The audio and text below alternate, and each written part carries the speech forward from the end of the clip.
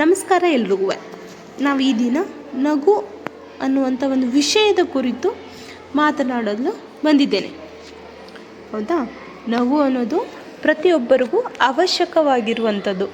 ಹಾಗೆ ನಗು ಎಲ್ರಿಗೂ ಅತ್ಯಂತ ಒಂದು ಪ್ರಮುಖವಾದ ಒಂದು ಸ್ಥಾನವನ್ನು ಕಲ್ಪಿಸುತ್ತೆ. ನಮಗೆ ದೈಹಿಕವಾಗಿ ಸದೃಢತೆಯನ್ನು ತೋರಿಸೋದು ನಾವು ನಗುನಗುತ್ತಾ ಇದ್ದಾಗಲೇ ಮಾತ್ರ. ನಾವು ಮಾನಸಿಕವಾಗಿ ಒಂದು ಸಂತೋಷದಿಂದ ಯಾವುದೇ ಒಂದು ಕೆಲಸವನ್ನು ಖುಷಿಯಾಗಿ ಮಾಡಬೇಕಂದ್ರೆ ನಾವು ನಗುನಗುತ್ತಾ ಇರಬೇಕು.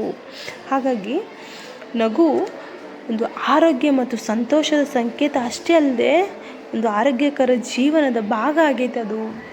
ಹಾಗೆ ಇದು ನಮ್ಮ ದೈಹಿಕ ಮಾನಸಿಕ ಆರೋಗ್ಯದ ಮೇಲೆ ಸಕಾರಾತ್ಮಕ ಪರಿಣಾಮ ಬೀರುತ್ತೆ, ಒಂದು ಒಳ್ಳೆಯ ಪರಿಣಾಮವನ್ನು ಬೀರುತ್ತದೆ. ಹಾಗಾಗಿ ಬೀಚಿಯವರು ಒಂದು ಕಡೆ ಹೇಳ್ತಾರೆ, ನಗು ಎಷ್ಟು ಮಹತ್ವ ಐತಿ ಅನ್ನೋದ್ರ ಬಗ್ಗೆ ಹೇಳ್ತಾರೆ. ನಗಿಸುವವನು ತಿಮ್ಮಪ್ಪ, ನಗುವವನು ನಮ್ಮಪ್ಪ. ನಗುತ್ತ ನಗಿಸುವವನು ಎಲ್ಲರಪ್ಪ ಅಂತ ಹೇಳ್ತಾರೆ. ನಗುವುದು ಸಹಜ ಧರ್ಮ, ನಗಿಸುವುದು ಪರಧರ್ಮ. ನಗುವ ಕೇಳುತ್ತ ನಗುವುದು ಅತಿಶಯ ಧರ್ಮ. ನಗಿಸಿ ನಗುತ್ತ ಬಾಳುವ ವರ ಮಿಗೆ ನೀ ಬೇಡಿಕೋ ಮಂಕುತಿಮ್ಮ ಅಂತ ಹೇಳ್ತಾರೆ. ಅಂದರೆ ಇಲ್ಲಿ ಎರಡರಲ್ಲೂ ಬೀಚಿಯವರ ಹೇಳಿರುವಂಥ ಒಂದು ವಿಷಯದಲ್ಲೂ ಹಾಗೆ ಡಿ ವಿ ಜಿ ಅವರ ಹೇಳಿರುವಂಥ ವಿಷಯದಲ್ಲೂ ನಗುವಿನ ಮಹತ್ವವನ್ನು ನಾವು ನೋಡ್ತಾ ಬರ್ತೀವಿ. ನಗಿಸೋನು ತಿಮ್ಮಪ್ಪ ಆದರೆ ನಗೋನು ನಮ್ಮಪ್ಪ.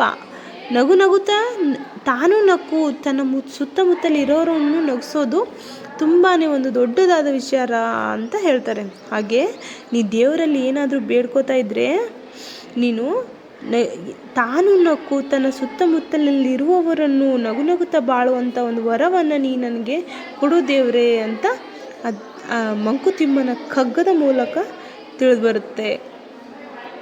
ಹಾಗೆ ಈ ಒಂದು ನಗು ಎಲ್ರಿಗೂ ಅತ್ಯಂತ ಒಂದು ಅವಶ್ಯಕವಾಗಿ ಇಂದಿನ ಒಂದು ಯುಗದಲ್ಲಿ ಬೇಕಾಗಿದೆ. ಹೌದಾ?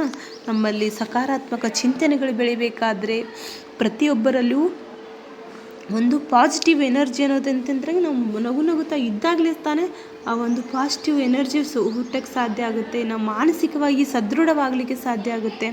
ಹಾಗಾಗಿ ಇಂತಹ ಒಂದು ನಗು ಎಲ್ಲರಿಗೂ ಇಂದಿನ ಒಂದು ಯುಗದಲ್ಲಿ ಬೇಕೇ ಬೇಕು. ನಾವು ನಗುತ್ತಾ ಇದ್ದಾಗಲೇ ಮಾತ್ರ ಸಾಧ್ಯ ಆಗುತ್ತೆ ಯಾವುದೇ ಒಂದು ಕೆಲಸವನ್ನು ಪೂರ್ಣವಾಗಿ ಮಾಡೋಕ್ಕೆ. ಹಾಗೆ ನಗು ಒಂದು ಔಷಧದಂತೆ ಕೆಲಸ ಮಾಡುತ್ತೆ. ವೈಜ್ಞಾನಿಕವಾಗಿಯೂ ನಗುವಿನಿಂದ ಹಲವಾರು ಆರೋಗ್ಯಕರ ಪ್ರಯೋಜನಗಳು ಇದ್ದಾವೆ ಅನ್ನೋದು ನಮಗೆ ತಿಳಿದು ಬರುತ್ತೆ. ಹಾಗೆ ಖಿನ್ನತೆ ಮತ್ತು ಆತಂಕ ನಿವಾರಣೆ ಆಗುವುದು ಯಾವುದರಿಂದ? ನಮ್ಮಲ್ಲಿರುವಂಥ ಒಂದು ಖಿನ್ನತೆ, ಭಯ ಮತ್ತು ಆತಂಕ ಅನ್ನೋದು ನಾವು ನಗುತ್ತಾ ಒಂದು ಕೆಲಸವನ್ನು ಮಾಡ್ತಾ ಇದ್ವಿ ಅಂತಂದ್ರೆ ಅವೆಲ್ಲವೂ ದೂರ ಆಗ್ತವೆ. ಮಾನಸಿಕ ಒತ್ತಡ ಕಡಿಮೆ ಆಗುತ್ತೆ, ಆತಂಕ ಕಡಿಮೆ ಆಗುತ್ತೆ. ಹಾಗೆ ನಮ್ಮಲ್ಲಿ ಸ್ವಯಂ ವಿಶ್ವಾಸ ಹೆಚ್ಚಿಸಲಿಕ್ಕೆ ಸಾಧ್ಯ ಆಗುತ್ತೆ ಅನ್ನೋದ್ರ ಬಗ್ಗೆ ನಾವು ತಿಳಿದುಕೊಳ್ತೀವಿ.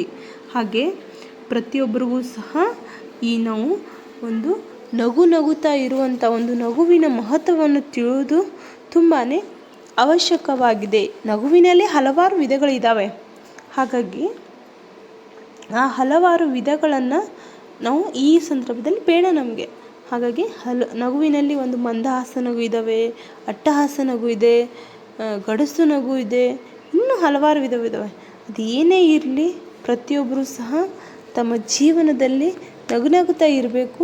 ಹಾಗೆ ಆ ನಗು ಅನ್ನೋದು ನಮ್ಮದಾಗಿಸ್ಕೋಬೇಕು ಅಂತ ಹೇಳ್ತಾ ನನ್ನ 2 ಮಾತನ್ನು ನಾನು ಈ ದಿನ ಮುಗಿಸ್ತಾ ಇದ್ದೀನಿ. ಧನ್ಯವಾದಗಳು.